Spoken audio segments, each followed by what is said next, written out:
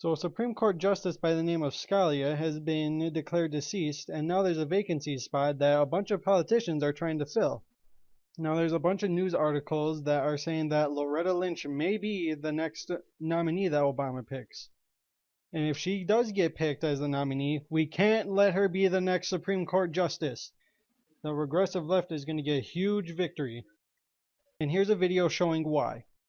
Now, obviously, this is a country that is based on free speech, but when it edges towards violence, when we see the potential for someone lifting that mantle of anti-Muslim rhetoric, or, as we saw after 9/11, violence directed at individuals who may not even be Muslims, but may be perceived to be Muslims, and they will suffer just as well, just as much. When we see that, we will take action. That I think we have, yes, we have charged 225 defendants with hate crimes offenses over the last 6 years, most of those in the last 3 years. Since 9/11, we've had over 1,000 investigations into acts of anti-Muslim hatred, including rhetoric and bigoted actions, with over 45 prosecutions arising out of that. I think, sadly, that number is going to continue. I think it's important, however, that as we again talk about the importance of free speech, we make it clear that actions predicated on violent talk are not America. They are not who we are, they're not what we do, and they will be prosecuted. So I want that message to be clear also. I mean, if she's saying that a whole bunch of people are saying that they're gonna kill a bunch of Muslims or something like that, then yeah, that's bad.